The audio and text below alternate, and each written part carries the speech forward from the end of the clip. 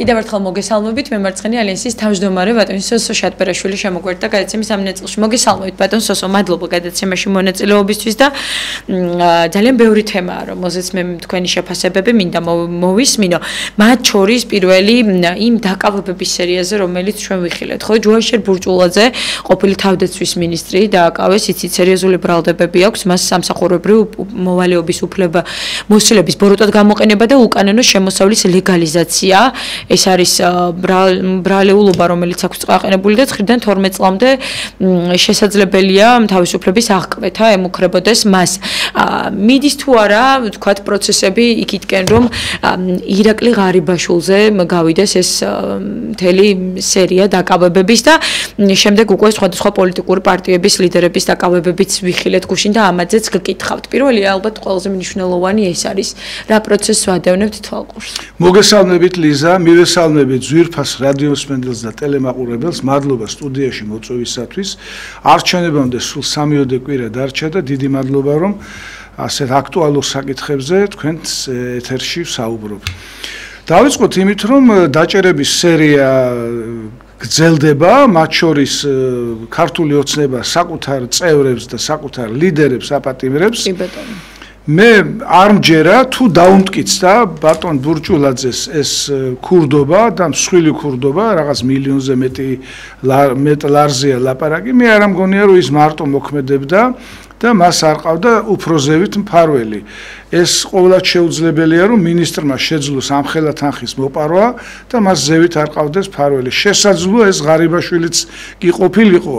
თუმცა მე ღარიბაშვილის მიმართ აქვედანვე ვაცხადებ, რომ გარკვეული სიმპათია მქონდა, ის იყო სულით ქართველი, სულით ქრისტიანი და გარკვეული სიმპათია მქონდა, მაგრამ ეხლა თუ ჯარს ძარცვავდა ვინმე, ეს არავის არ უნდა ეპატიოს, როგორც არ ეპატიება მაგალითად კეზერაშვილს, რომელმაც 10-ჯერ თუ 100-ჯერ მეტი მოიპარა, ნუ მილიარდია უკვე მისი, მილიარდს საჭარბებს უკვე მისი ქონება და შეუძლებელია, რომ სააკაშვილს არ ცოდდოდა. ნუ, როდესაც მე გავიგე, რომ მოადგილეები დააპატიმრეს, მე მაშინვე ვიფიქრე, რომ მინისტრამდეც კი მივიდოდა ეს ამბავი, ეს არავის არ უნდა ეპატიოს, თუ დაუმტკიცდა, ხა მე არ ვიცი სასამართლოს რა მტკიცებულებები ის კლინიკაში იმყოფება ტვინიში. ეს ვიცი, მაგრამ რა მტკიცებულებების წარადგენს დაცვა არ ვიცი მე, თუ დაუმტკიცდა, არავის არ უნდა ეპატიოს. არც არანაირი დაწესებულების, არც არანაირი სამინისტროს და ბიუჯეტის ძარცვა, მაგრამ განსაკუთრებით თავდაცვის სამინისტროში, ეს არის ჩვენი ჯარი, რომელიც ჩვენი საყრდენია, ჩვენი სახელმწიფოს, ჩვენი ქვეყნის და ჯარისკაცები მზად არიან სიცოცხლე გაიღონ და გაიღეს კიდეც, როცა საჭირო გახდა ყველაზე ძვირფასი სიცოცხლე და შენ მათ პარავ ფულს, ეს არის ყოველად მიუღებელი. ისე რომ თავდაცვის სამინისტრო რაღაცა ესეთ ადგილად ითვლება, მანამდე ირაკლი ალასანიას წაუყენეს ბრალი რაღაც კაბელების საქმე თუ გახსოვთ და ამის გამო მოხსნეს ირაკლი ალასანია, თუმცა სისხლის სამართლის საქმე არ აღზრულა და საქმე არ გაგრძელებულა. რატომღაც თავდაცვის მინისტრად ვინც ინიშნება, ყველას ფულის კეთებისკენ მიურბის თვალი და არა მარტო თავდაცვის მინისტრს, სხვა მინისტრებსაც და 1 და 2 არ ვიცი, ჩვენ ესეთი მაგალითი და ბატონო სოსო, საინტერესოა, რატომ მაინც და მაინც ახლა, მაშინ როდესაც სუსის ხელმძღვანელი შეიცვალა, არის თუ არა შიდა კლანური დაპირისპირება ქართულ ოცნებაში და რაღაცნაირად გავს თუ არა ეს ყველაფერი იმ კომპრომატებით ბრძოლას, ძალის დემონსტრირებას. თქვენ უკვე წლებია პოლიტიკაში ბრძანდებით და ისეთი გამოცდილი პოლიტიკოსი ხართ, ამიტომ რა არ გინახავთ ხო ქართულ პოლიტიკაში, აი ამ ქართულ რეალობაში და გამომდინარე აქედან გეკითხებით, ეს ყველაფერი, როდესაც აი ასე ხდება, ჩვენ ვიცით ეს ღია არის, რომ არსებობს კლანური დაპირისპირებები ქართულ ოცნებაში, გუნდშიგნით იქ რაღაცა ორი გუნდი, რომელიც ვთქვათ ბიძინა ივანიშვილის გუნდის მოგებას ცდილობს, კომპრომატებით ომი და ასე შემდეგ. ეს ყველაფერი, რასაც ახლა ჩვენ თვალს ვადევნებთ, მიდის თუ არა იქამდე, რომ ირაკლი ღარიბაშვილის ჯერი უნდა დადგეს და ყოფილი პრემიერ-მინისტრი შეიძლება ითვლება, რომ ასევე ვიხილოთ ჩვენ რაღაცა საბრალდებო სკამზე. არც პრემიერი იქნება თუ ვინც იქნება, ვინც კი ბიუჯეტიდან ფულს იპარავს, ან როდესმე მოუპარავს ფული, აუცილებლად უნდა აგოს პასუხი და ხა გამსახურდიასაც აბრალებდნენ, მაგრამ ნუ ხა გამსახურდია მე ნაკლებად მგონია რომ ბიუჯეტის ქურდი ყოფილიყო, მაგრამ აი შევარდნაძე რო ჩამობძანდა და ბიუჯეტს დააჯდა და ბიუჯეტის ქურდი გახდა და არა მარტო თვითონ მთელი მისი კლანი ბიუჯეტის ქურდობით იყო დაკავებული, ეს ვიცი კარგად, იმიტომ რომ მაშინ მტრიალებდი მე, მაშინ ვიყავი თბილისის საკრებულოს წევრი და ჩახედული ვიყავი ამ ამბავში. შემდეგ ვარდების რევოლუციის შედეგად მოვიდა სააკაშვილი და ეს კლანი ხო, ეს ეგრეთ წოდებული ხელისუფლებაც არ იყო, კრიმინალური ბანდა ხო, პირდაპირ ქურდობით იყო დაკავებული, ესეც საყოველთაოდ ცნობილია და წარდგენილიც აქვს ბრალი, აი პიჯაკების საქმეს ეძახიან თორე 9 მილიონი აქვს მოპარული. ასევე ბოკერიაზე, როდესაც უშიშროების საბჭოს დივნის მოადგილე იყო, უზარმაზარი ფული აქვს შეჭმული, ამბობენ, მაგრამ ჯერჯერობით ბოკერიას თითს ვერ აკარებენ. და არის კიდე სხვა ისეთი, მაგალითად უგულავა, რომელმაც 2005 წელს თბილისში გააუქმა ტრამვაი და ტროლეიბუსი, ახარა ლიანდაგი, სპილენძის გადამცემები და როგორც ამბობენ 60 მილიონი გააკეთა ჯართის სახით. ჯარში ჩააბარა თურქეთში ეს ყველაფერი და გარეთ დაბრძანდება. არ ვიცი ხა დღევანდელ ხელისუფლებაში მე ესე პირდაპირ ხელს ვერავის ვერ დავადებ, ვერც პროკურორი, არც პროკურორი ვერ და არც მოსამართლე, მაგრამ თუ კი ვინმე წაუწდა ხელი, ვინც არ უნდა იყოს დღევანდელი ხელისუფლება თუ თეორიულად ვამბობ, ჩვენი პარტია რომ მოვიდეს და ჩვენი პარტიის რომელიმე წევრსაც რომ ბიუჯეტზე ხელი წაუწდეს, ეს არის უპატიებელი ამბავი. მე ესეთი განწყობილებით ვიყავი და ეხლაც ესე ვარ. კი ბატონო, შეგიძლია ბიზნესი აკეთო, მაგრამ ბიუჯეტის ქურდობა, ბიუჯეტი ხო ჩვენი გადასახადებით არის შედგენილი და ჩვენ საწყალ ხალხს ვინც 1-2 კაპიკს შოულობს და ოჯახის შენახვა უჭირს, იმის გადასახადებიდან შედგენილ ბიუჯეტს ფულს რო პარავ, რა თქმა უნდა ეს არის კატეგორიულად მიუღებელი. ასევე მინდა ვთქვა, არა მარტო ბურჭულაძე, წინა პრემიერი კვირიკაშვილის დროს გახმაურებული ამბავია და ამბობენ, მე არ ვიცი, ამბობენ 700 მილიონია შეჭმულიო ანაკლიის პორტთან დაკავშირებით და ის საქმეც ჩაიფარცხა და ეხლა ამბობენ რომ იმიტომ შექმნაო ხაზარაძე ბანდიტმა, ხაზარაძე თაღლითმა პარტია, რომ პარტიას ამოეფაროსო და 700 მილიონია შეჭმულიო და კვირიკაშვილის ან თანხმობით, ან მხარდაჭერით. ნუ ესე იგი რა გახდა ძვირფასო კოლეგებო, როცა ჯდებით ამ სკამზე რა გემართებათ ვერ გავიგე. ჯერ ერთი 10,000 ლარი აქვს პარლამენტს, რიგით პარლამენტარს, მინისტრს მე მგონი 20 თუ ზოგიერთ მინისტრს 30,000-იც აქვს. რა იყო, რით ვერ გაძეხით, ვერ გავიგე, კიდე ბიუჯეტისკენ მიგირბით ხელი? არ შეიძლება ძვირფასო მეგობრებო ესე, ჩვენ ესე სახელმწიფოს ვერ ავაშენებთ. მე ახლა კი ბატონო, არავითარ შემთხვევაში არ მინდა რომ ბიუჯეტის ქურდი თუ ვინმეა ხელი დავაფარო, მაგრამ თუ ვინმე სხვა არის და ხელს აფარებს ვინმე, აი მე მათი მოწინააღმდეგე ვიქნები და მათი მტერი ვიქნები. ანუ ერთს თუ იჭერ, მაშინ მეორეც უნდა დაიჭირო, მესამეც უნდა დაიჭირო, არავის არ უნდა ეპატიოს.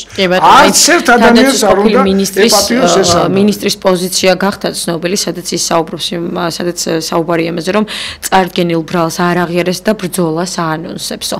ნუ ნახოთ როგორ განვითარდება პროცესები. იბრძოლოს სასამართლო ბრძოლა, სასამართლო იურიდიული ბრძოლა, ჩემთვის მისაღებია, ჩემთვის ყოველად მიუღებელია ქუჩის ბრძოლა, ბილდსიტყვაობა, ქვების სროლა, სხვისი ქონების დაზიანება, თეატრის, რუსთაველის თეატრის წაბილწვა, ქაშვეთის ტაძრის წაბილწვა და ასე შემდეგ, რასაც ჩადიოდნენ პოლიციელების ცოცხლად დაწვა, თორე იურიდიულ ბრძოლაში მე მას მხარს როგორ დაუჭერ, უბრალოდ ვამბობ, რომ ვამართლებ, იურიდიულად იბრძოლოს, კი ბატონო. და პროცესი თავად ნორმალურია, როდესაც ასე სასამართლოს ეს არის ცივილიზებული ქვეყანა, განსხვავებით ბანანის რესპუბლიკისგან, რომ ჩვენ გვაქვს საშუალება იურიდიულად ვიბრძოლოთ საბოლოოდ და ბოლოს საქართველოს თუ არ ვენდობით სტრასბურგის სასამართლო. აი ბატონ სესო, ასევე საინტერესოა მე მინდა გკითხოთ ოპოზიციური ლიდერების დაკავების თაობაზე. თქვენ იცით რომ გუშინ ლევან ხაბაიშვილი და მურთაზ ზოდულოვა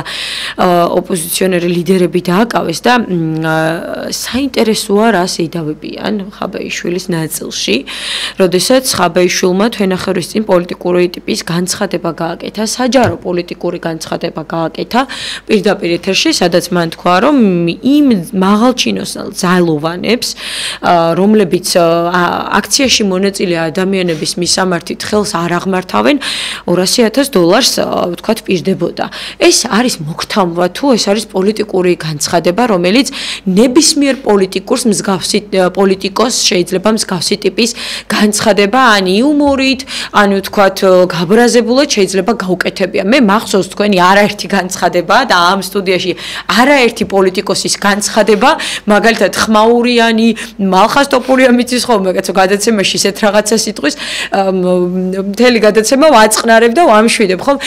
ძალიან ხშირია, როდესაც აი ასეთი ტიპის განცხადებები კეთდება და აგერ ვხედავთ რომ ადამიანი დააკავეს სწორედ მისი საჯაროდ გაკეთებული განცხადების გამო. რასთანა გვაქვს ამ დროს საქმე?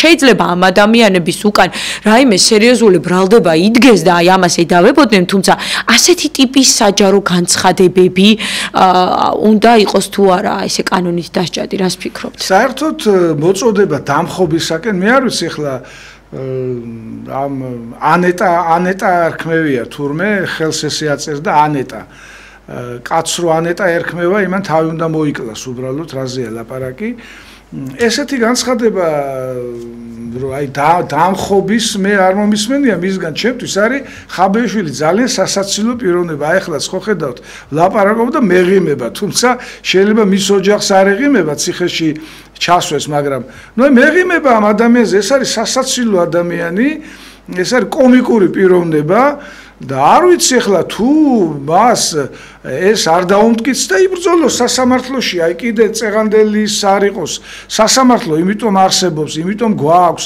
ცივილიზებულ ქვეყნებში იმიტომ არის სასამართლო რომ ჰაბურთი ჰამოედანია დაიყენე ადვოკატები და იბრძოლე შენი სიმართლის დასადგენად მაგრამ თუ მის განცხადებებში დანაშაულის ნიშნებია და მართლა თქვა მოწოდება გააკეთა დამხობისაკენ მოწოდება დამხობისაკენ სისხლის სამართლებრივი დანაშაულია ესეთი მუხლი არსებობს ხო და არ ვიცი ახლა მე მაგალითად კიდევ ვიმეორებ მე მაგალითად ხელისუფლების ადგილზე ხაბეიშვილს არ დავაპატიმრებდი პირიქით ყოფილიყო გარეთ და ხალხს ეცინა მასზე ვიცინოდი ჩვენ ყველამ კარგად ვნახეთ ხარაგაულში რო ჩავიდა გამგებლის მოადგილე ქალბატონი იყო ერთი და სუ ჩანჩურა ეძახა და წიხლის კვირით გამოაგდო ხარაგაულის რაიონიდან აი ეს სასაცილო პიროვნებაა და მე მაგალითად არ დავიჭერდი და არ ვიცი ახლა იბრძოლო სასამართლოში კი ბატონო აი ბატონო როდესაც ვხედავთ აი ასეთი ძიმე მოცემულობა გვაქვს ხომ არჩევნებამდე თქვენც ბრძანეთ რომ ძალიან ცოტა დროა დარჩენილი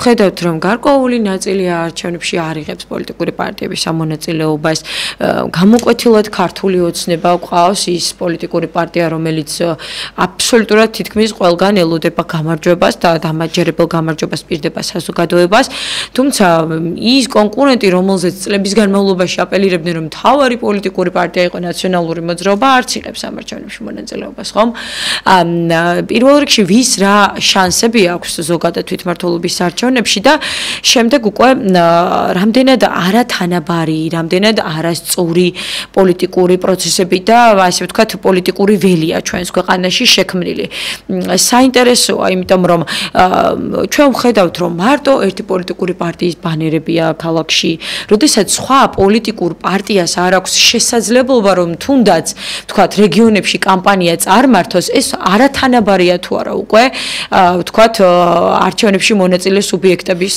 აი ასეთ დონეზე წარმოჩენა როდესაც ერთს აქვს მთლიანად რესურსი ყველანაირი და მეორეს უბრალოდ თანხა შეიძლება არ კონდეს რომ რომელიმე რეგიონში ჩავიდეს და საკუთარ ამომრჩევლებს შეხვდეს ზოგადად აი პროცესს რომ დავაკვირდეთ თუ კი გვინდა ჩვენ რომ მომავალში რაღაც შეიცვალოს ხომ უფრო უკეთესი საარჩევნო გარემო გქონდეს, უკეთესი პოლიტიკური პროცესები გქონდეს, ჯანსაღი ოპოზიციური პარტიები გყავდეს მაგალითად და ჯანსაღი ოპოზიცია არის თუ არა აი ეს ყველაფერი საჭირო, რომ დროთა განმავლობაში ის მანკიერი პრაქტიკა, რომელიც არსებობს ჩვენს ქვეყანაში, შეიცვალოს. ნუ რა გითხრათ ლიზა, ნამდვილად არათანაბარია პარტიების შანსები. რატო? იმიტომ კი არა, რომ რეიტინგით ვინმეზე ნაკლებია, ან ვინმეს უსწრებს და აი ახლა რანაირად შეიძლება მაგალითად ჩემს პარტიას მემარცხენე ალიანსს უსწრებდეს ლელო. ჩვენ ბანკებთან ვათენებდით, ვაღამებდით, გამოსახლებაზე რომ მიდიოდნენ, ხელს ერთმანეთს ჩავჭიდებდით და აღმასრულებლებს არ უშვებდით და ჩვენ ნოლი ხმა და ბანკირების პარტია ყოველთვის ლახავს ბარიერს, იმიტომ რომ დიდი ფული აქვთ. და არც არავინ არ ედავება მათ, არავინ. ეხლა ციხეში რო ჩასვეს, იმისთვის ხო არ ჩასვეს, რომ მევახშეები არიან, იმისთვის ხო არ ჩასვეს, რომ ნახევარი საქართველო გამოსახლებული ყავთ. სხვა რაღაცისთვის ჩასვეს. და რა თქმა უნდა, რესურსები არათანაბარია. ერთ ძალიან დიდი ფული აქვს, დიდი შესაძლებლობები აქვს, მეორეს არაფერი არ აქვს. ეხლა თქვენ თვალყურს ადევნებდით და იცით, რომ 7 თუ 8 წელი ოფისიც კი არ ქონდა. ეხლა როგორღაც იქნა მოახერხეთ და ერთი ოფისი გავხსენით, მაგრამ რესურსი იმდენად მწირი გვაქვს ჩვენ, რომ კი დავრეგისტრირდით, მაგრამ შემდეგ გადავწყვიტეთ, რომ ამ არჩევნებში მონაწილეობა არ მივიღოთ და ვემზადოთ შემდეგი არჩევნებისათვის. ეს ყველაფერი დამოკიდებულია რაზე? ბარიერის გადალახვა და პოლიტიკური წარმატება დამოკიდებულია ფინანსებზე. ხო ხედავთ, რომ ბანდიტებმა და თაღლითებმა, ხაზარაძემ და ჯაფარიძემ ორჯერ გადალახეს ბარიერი. რატო და რისთვის? იმიტომ რომ TBC ბანკი არის ყველა რაიონში, ყველა რეგიონში, ძალიან ბევრი თანამშრომლები არიან, გადაამრავლეთ ის ოჯახის წევრები და გარდა ამისა კიდე გთამავენ მოსახლეობას და ლახავენ ბარიერს და ჩვენ ხალხის დამცველებს თაღლითი ბანკირებისგან ნოლი ხმა და იმათ უამრავი ხმა. რა თქმა უნდა, ასევე ხელისუფლებას უზარმაზარი რესურსი აქვს და მეორე, ხელისუფლება ილუზიებში აცხოვრებს ჩვენ ხალხს.